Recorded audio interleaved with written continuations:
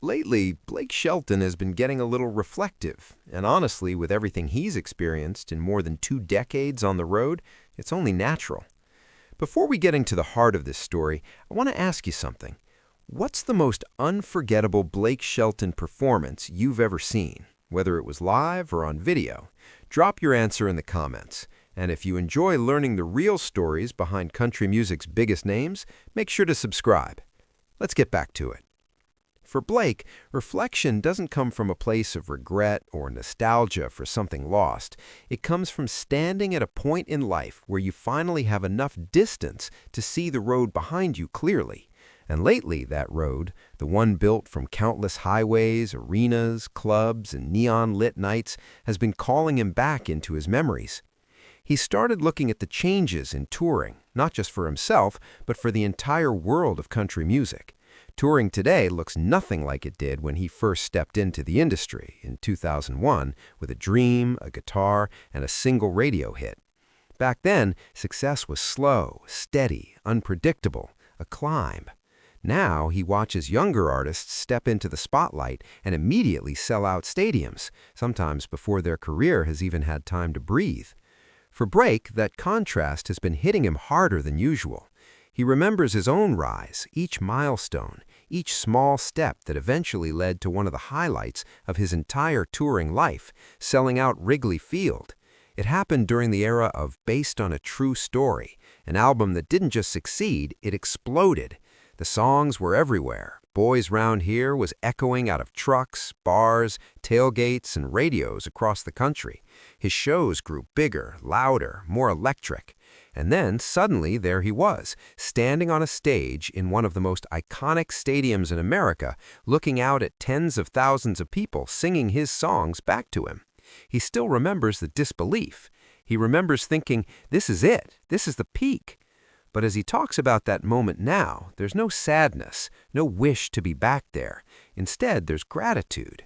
Blake has always seen himself realistically, an arena-level touring act, solid, consistent, beloved, not chasing stadium superstardom, just enjoying the ride. And he's the first to say that even reaching that level was something he never took for granted. Many artists grind their whole lives and never get close to it.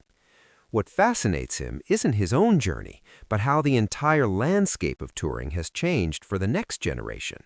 He talks about Luke Combs, Zach Bryan, Morgan Wallen, these artists who can release an album and almost instantly fill stadiums multiple nights in a row. Blake remembers watching them rise and thinking, I didn't even know this was possible for country artists. For his era, stadiums were almost mythical, reserved for the absolute legends. Now they're part of the normal path if your music connects in the right way, especially through streaming and social media. Blake has been open about the fact that music consumption is completely different now. When he started, artists relied almost entirely on radio. You needed a hit, one strong radio single to keep doors open. But today, it's the album itself that becomes the hit. Fans binge entire projects, memorize every track, turn them into viral sounds, and show up to concerts already knowing every lyric of songs that have never touched radio. It's a new kind of success, one that moves faster and hits harder. But even with these changes, Blake wouldn't trade his path for anything, because while the new way is exciting, the old way, the way he lived it, was an experience today's artists may never fully know. It was gritty, unpredictable, charming, and full of soul. When Blake looks back at his earliest touring years, he remembers the clubs, not arenas, not stadiums, not massive venues with walls of LED screens and fireworks. Real clubs, hot, crowded, smoky, loud, and full of people who came out to dance, drink, and hear whoever was playing that night.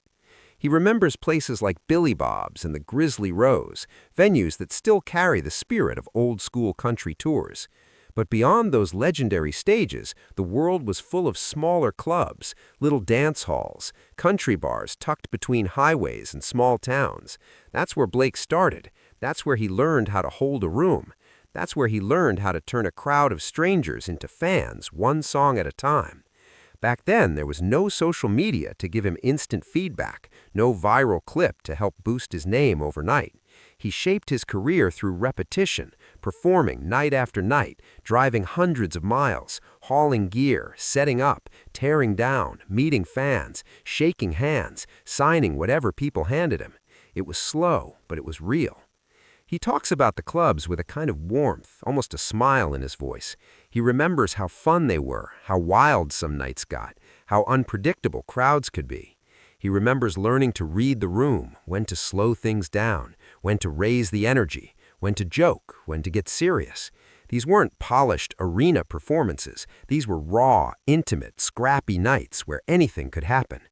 And he didn't just play clubs. Blake has said that in those early years, he performed anywhere they would let him. Bars, bowling alleys, restaurants, outdoor patios. He laughs when he describes some of the more unusual venues, because it didn't matter where he was. He had a song on the radio. That alone felt like magic. He was living his dream, even if the dream didn't come with fame or money yet. As long as he got to play, it was enough. As his touring career matured, the venues grew. The shows became more structured, more professional, more refined. He built a crew, a team, a routine. The road became familiar. There were tour buses, lights, dressing rooms, schedules, sound checks, all the things that come with success. But even then, Blake carried the club performer inside him, the part of him that appreciated every single seat filled, the part of him that understood what it meant to earn an audience instead of being handed one. And now, when he looks at touring, he sees how drastically different the path is for new artists, and he admires it. He watches these younger performers explode into the scene with momentum he couldn't have imagined in his era. But at the same time, he's thankful he got to rise the way he did, slowly, gradually, earned. Blake's reflections aren't about comparing generations. They're about appreciating how music evolves, how fans evolve, how the industry evolves. And he's been around long enough to see multiple waves of change, from radio dominance to streaming culture, from physical albums to digital platforms, from small-town stages to global live streams. Blake has lived through all of it, adapted to all of it, and stayed true to who he was along the way. Even now, when he steps back from touring, he carries all those memories with him. The first club where people knew his name, the first arena that roared when he walked out, the night Wrigley Field turned into a sea of lights and voices singing his lyrics back to him. Those moments don't fade, even as the industry shifts around him. In the end, Blake Shelton's touring story isn't just about music. It's about time, change, growth, different eras, and different paths. His journey may not look like the fast-track stadium careers of today's rising stars, but it was the journey he was meant to have, and every mile of it mattered.